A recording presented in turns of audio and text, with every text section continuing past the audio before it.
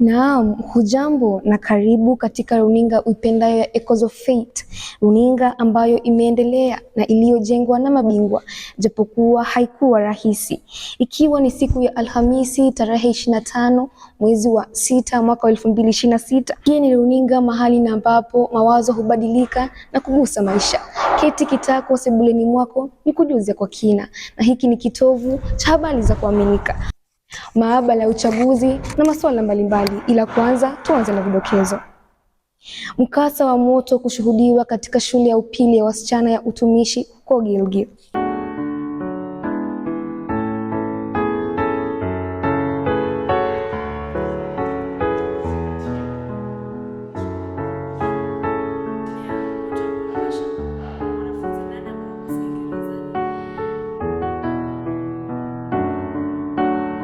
Hujambo mtazamaji, karibu katika makala ya Echoes of Fate TV Muheto.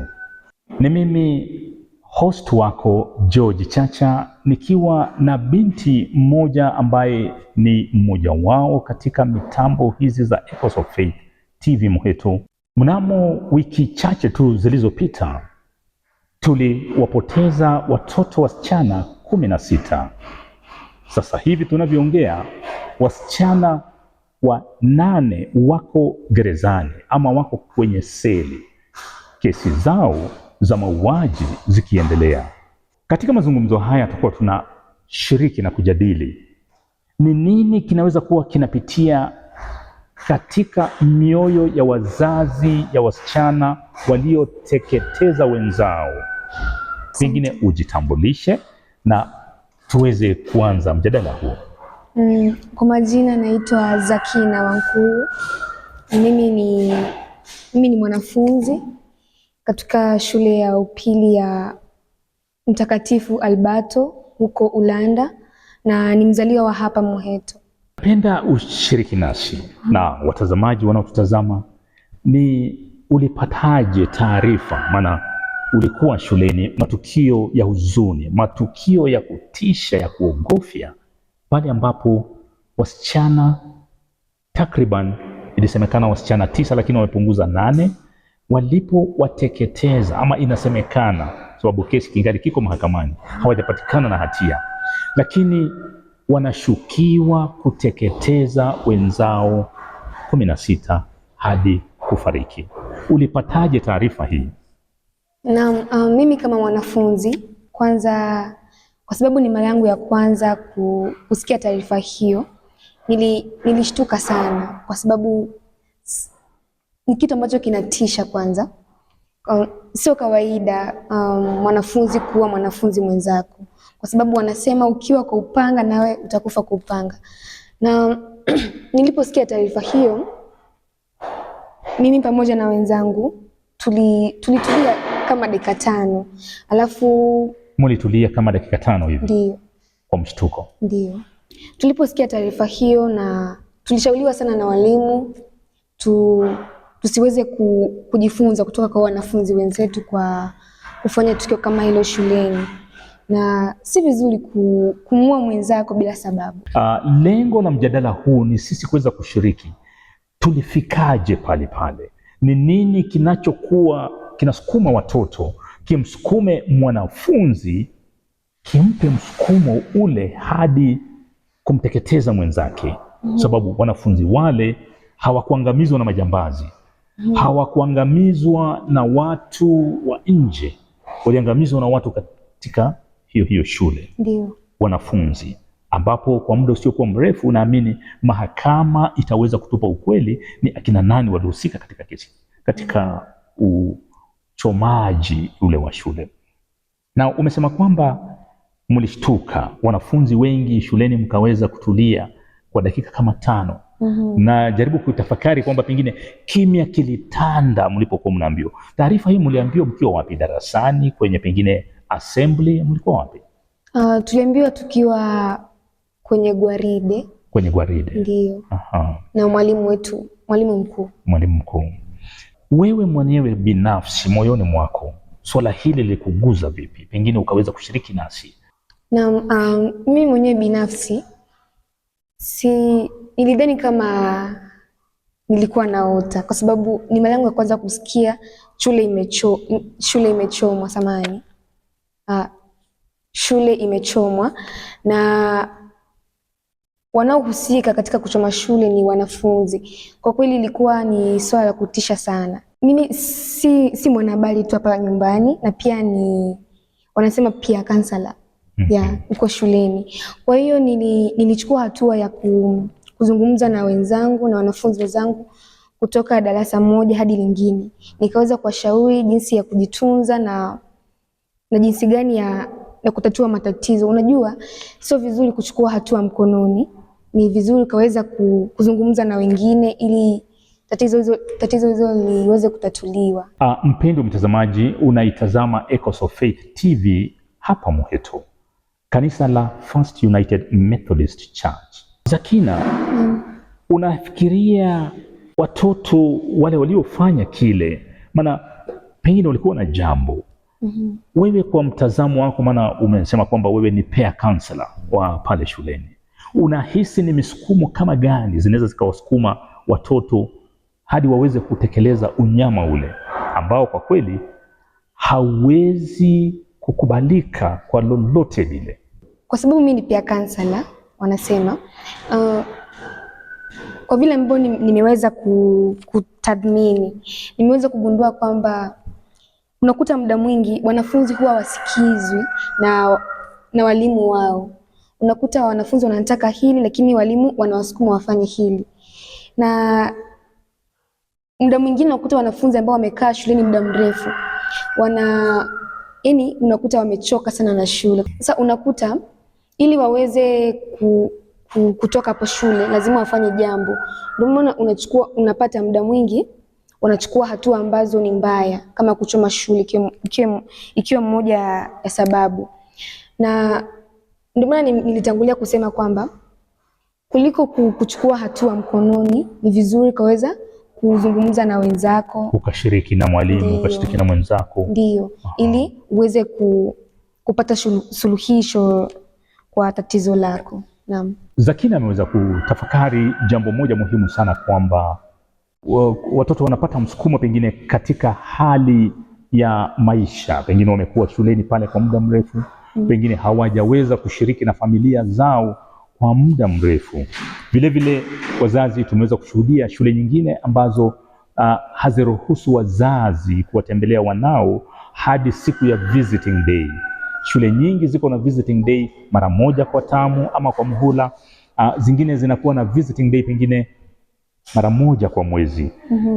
Hii inaweza pengine huu ni mwito kwamba ile idara ya elimu ikaweza kutafakari, je, ni vyema wazazi tukaweza kutembelea, tukaweza kushiriki na watoto wetu walio kwenye mashule za bweni kila wiki? Je, kuna haja ya kuongeza visiting days? Kama shule iko na mara moja kwa tamu ama kwa muhula, basi ikawa pengine mara 3, mara 4 kwa muhula. Haya ni baadhi ya mambo ambayo katika Parents Teachers Association wanastahili kujadili kwa ajili, kama vile tumesikia kutoka kwa peer counselor, kunayo uwezekano kwamba watoto wetu wanapata msukumo. They need to ventilate, they need to kind of release. Maana ustahimilifu wa watoto ni tofauti. Kunaye mtoto anaweza akastahimili muda mrefu, kunaye mtoto ambaye hawezi akastahimili absence ama guidance ama partnership with the parents kwa muda mrefu. Kwa hivyo tusitumie a universal or standard yardstick kwa watoto wote, kana kwamba watoto hawa ni sawa. Na Zakina, pengine jambo lingine ambalo ningependa ushiriki nasi kwa ushauri wako, maana ninajua pengine kuna wazazi watakuwa na kutazama, kuna pengine wakuu wa elimu watakuwa na kutazama, wataweza kupata kanda hii. Una ushauri gani kwa haswa wakuu wa shule, walimu wa shule? Kwangu mimi ningependa kuwashauri, tuanzie kwanza walimu, kwa sababu wao ndo wazazi wa pili wa wanafunzi wakiwa huko shule. Ningependa kuwashauri walimu waweze kupata muda mwafaka kukaa na wanafunzi, uweze kuwashauri moja mbili kuhusu kipi kizuri cha kufanya na kipi kibaya, kwa sababu wanasema samaki mkunje akiwa bado angali mbichi. Naam.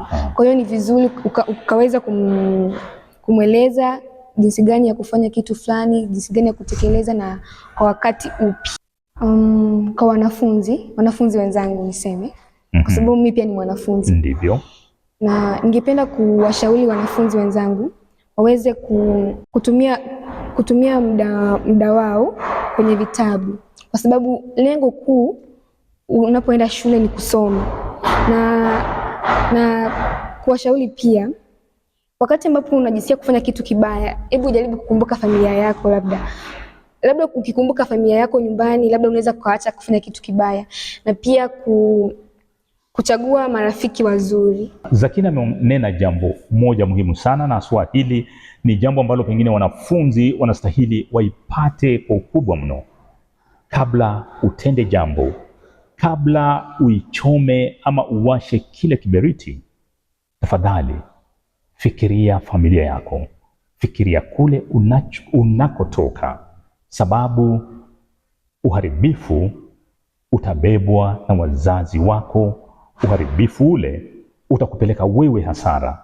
Mattress yako, matandiko, vitabu na vinginevyo vyote, bila kutaja muda utakaopoteza ukiwa nyumbani. Pengine nami kujadili kama mzazi, kunayo umuhimu mkubwa wa shule, kama vile Zakina amesema kwamba ninyi walimu ndio wazazi wa pili wa watoto wetu. Pale ambapo watoto wetu tumewakabidhi mikononi mwenu, ni vyema mkaweza kuwachukua kama watoto wenu. Kwa bahati mbaya, mimi nikiwa mzazi ambaye nimekuwa na watoto katika shule za sekondari, mimi nikiwa mzazi ambaye nimeweza kushiriki katika kuwa board member katika shule 3 tofauti, nimeshuhudia sehemu ile ambapo watoto wanachukuliwa kama wafungwa. Watoto hawasikiki. Ile ambayo zamani enzi zangu nikiwa shuleni tulikuwa tunaambiwa you are here to be seen, not to be heard. Pengine kuna umuhimu tukaweza kubadili msemo huo, tukabadili mtazamo huo. Tutambue kwamba watoto wanayo haki ya kusikizwa. Pale ambapo watoto wako na ile tunaita kwa Kiingereza concerns, and every concern is valid kwa yule mtu anayeibua. Kwa hivyo kwa walimu, huo ni msemo wangu, na kwa Ministry of Education ama Wizara ya Elimu, kuna haja ya kuzingatia haswa masuala ya conditions za watoto. Conditions ama hali ya maisha katika shule nyingi ni ya kuogofya. Watoto wetu wanaishi katika mazingara sawia na wafungwa. Vyoo havina milango, vyoo ni vichafu, sehemu ya kuoga, sehemu ya kulala. Na tulishuhudia hata katika shule ya utumishi ilikuwa iko congested. Kuna ile mrundiko wa watoto wa wanafunzi kiwango kwamba hawana sehemu ya kupumua. Haya ni baadhi ya mambo ambayo Wizara ya Elimu pamoja na taasisi za shule zikaweza kushiriki kwa nia ya kuboresha mazingara ya wanafunzi. Tukumbuke kwamba shule ni nyumbani ya kwanza ya watoto wetu. Nyumbani mwetu watoto wetu wanakaa pengine jumla ya miezi 2 ama miezi 3. Miezi 9 au zaidi watoto wetu wako shuleni. Nyumbani kwao sio nyumbani kwao. Nyumbani kwao ni shuleni. Kuna haja ya kuboresha mashule, kuna haja ya kufanya shule ziwe nyumbani mwafaka kwa watoto wetu. Wapendwa, hii ni Echoes of Faith TV Muheto, ikikuletea mjadala mzito ambao tunatumai kwamba utaibua mjadala mpana zaidi. Na pengine hii ni mara yako ya kwanza, Pengine hata umefurahia mjadala huu. Ninakuomba ukaweza kusubscribe, click the bell, kusudi kila mjadala, kila mazungumzo yanapokuja unakuwa wa kwanza kuyapata. Naitwa Ann Marwa. Mimi ni mwanafunzi kutoka shule ya Mtukufu Santa Maria Mabera, shule ya wasichana. Natoka katika kanisa la First United Methodist Church. Taarifa hii kuhusu shule ya utumishi ya wasichana kule Gilgil tulipata nikiwa shuleni darasani, tukiwa tunaendelea na masomo. Tulitokuwa wanafunzi wachache ambao wanahusika na maneno ya habari tujiunge kwenye ofisi ya mwalimu mkuu kwa ajili ya kuwatch taarifa ambayo inaendelea. Tulipokuwa tukiwatch, tulishtukia tukiona shule ya utumishi wanafunzi 16 wameangamia. Kwa mimi iliniuma sana, kwa sababu pia waliokufa walikuwa wenzetu. Wanangu, ni ombi langu kwamba mkiwa pale shuleni mkaweza kuzingatia haswa yale mafundisho ya neno la Mungu. Imekuwa nguzo muhimu katika idara ya vijana. Ninapenda sana jinsi ambavyo nyote mmeshiriki katika huduma ya kanisa. Kwa hivyo tafakari neno la Mungu. Vijana wengi wanapotea. Vijana wengi wanajilinganisha na vijana wengine ulimwenguni. Kunayo mitandao. Tunatazama vitu mbalimbali katika TikTok, Facebook, Instagram, na mara nyingi vitu hivi vinachochea hisia zetu tukitaka kuwa kama wale watoto tunaowatazama. Acha fundisho la neno liwe ngao yenu, iwe mwanga wenu, na ninyi muwe mwanga wa watoto wengine shuleni. Sisi tuwe chumvi ya ulimwengu.